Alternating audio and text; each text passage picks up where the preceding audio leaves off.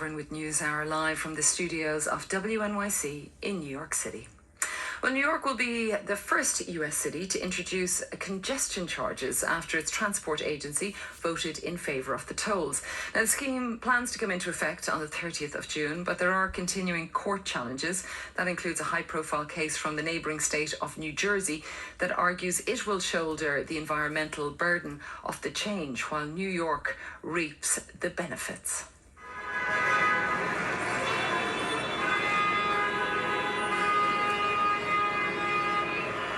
So it is morning in New York City and we are heading out. I see a yellow cab in front of me with some neon lights. On the top of it, advertising Harry Potter and the Cursed Child on Broadway. I get away from our cabbie. I'm going to... Oh, he's coming out to meet us. Hello, John. Nice to meet you. If you want to tell our listeners who you are. John McDonough. I've been driving a yellow cab in New York City for the last 40 years. I have an Irish first aid kit for you. Oh, would you look at this? And I got you. This is amazing. He has just produced, out of his bag in the front of the cab, Barry's Tea Gold, which any Irish person will know is the favourite tea, and some digestive biscuits to go with it. Thank you so much. Welcome home. Thank you. That is wonderful. Well, you're going to take us on a bit of a tour of New York, and we're going to talk about, I believe it's a favourite topic of many in New York, cabbie, congestion pricing. New York City just made it more affordable. So where are we now?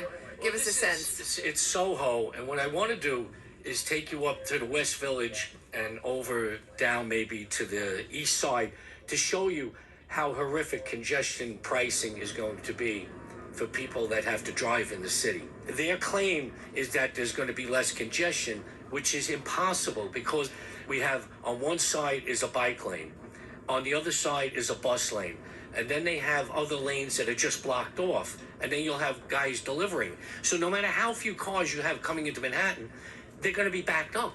There's nowhere to go. They've confined all the cars now into one lane, so they create all the traffic, and they go, oh, listen, we have to do something about the traffic. Look at it. Yeah, but you created the problem by limiting us to like one lane.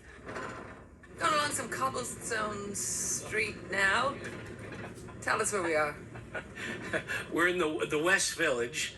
This is where really the most famous people in New York, like say Sarah Jessica Parker and all the actresses, you know, rich people are going to still come in. They're not going to care about what the price is. It's the poor people of Brooklyn, Queens, and the Bronx that are going to say, you know what, I wanted to go see that play down in the Village, but now I got to add $15 on that to add on to parking, and then the restaurants are jacking up their price because the trucks are now being charged $50 to deliver the meat and the vegetables. So now that's gone up. So it's outrageous what they're doing. And I would imagine the thinking behind it is to just get people to stop using cars in the city. And they want to force people onto the subways. And if you've been reading the papers about the New York City subways, they're out of control. They're just rolling insane asylums. We have somebody else we're going to pick up. Oh, yeah. Yeah. How we were.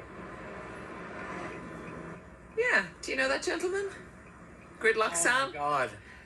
Hello. Hello. How Hello, are you? Sam. Good to meet you. Very nice to meet you, too. Do you know John McDonough, our cab driver? No, I don't, but nice to see him. He's got a much nicer cab than I drove many, many years ago. So you've been a cab driver too? Yeah, I was a cab driver in the late 1960s and early 1970s.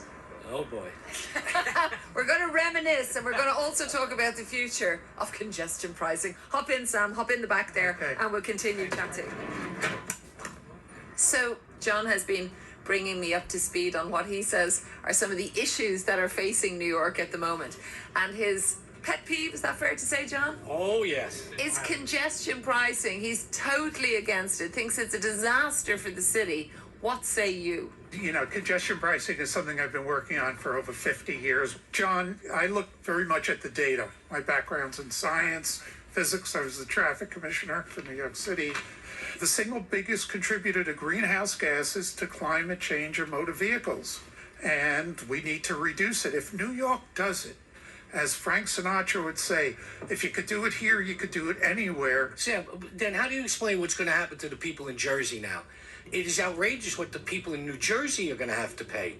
I agree with part of that, and that is if you're coming in the Lincoln Tunnel or the Holland Tunnel from New Jersey, you're entering the Central Business District directly. You shouldn't have a second charge. Same thing with the Battery Tunnel and the Midtown Tunnel. How do you think it will affect the city, Sam? I think a lot of good things will happen. We'll see a reduction in traffic congestion.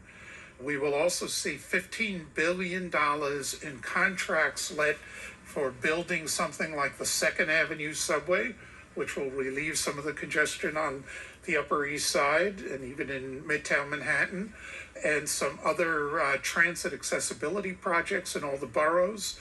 So I think that this is a real boon for New York City. There's an awful lot of people that are against this congestion pricing. Should the will of the people not be taken into account? Sometimes if you're in government, you have to make tough decisions.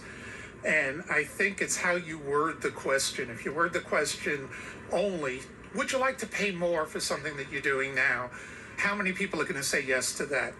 If you word the question differently, that we're going to have an improved transit, we're going to have all these features, and we're going to be charging those less than 10% of New Yorkers that drive in, you'll get a different answer to it. So I went looking for answers on the streets of Manhattan, stopping people and asking them their thoughts on the upcoming congestion charge. Nervous about it, uncertain about it. This scares me because we live right here and I worry that we could be blocked in. It's expensive, but there is a lot of congestion in New York City, and anything that we can do to bring that down, use more public transportation, that's a good thing.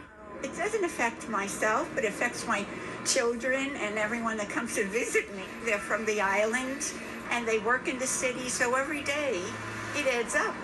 It's awful. It's going to constrain the economy. And ultimately, just like everything, it hurts poor people. So they are some of the people that I met. But let's go back to our cab ride. John McDonough driving and our passenger, Sam Schwartz, also known as Gridlock Sam. Are you excited about the congestion charging, Sam? Yeah, I really can't wait to see it go in. I have offered to drive the governor in the first car to be charged, meet my car. You're going back to being a cab driver. I'm still looking for my hack license. John, you don't want that job? No, to me, you're telling me, here, take the first ride to your demise. That was my cab ride with John McDonough and Sam Schwartz. And that was NewsHour, live from New York City.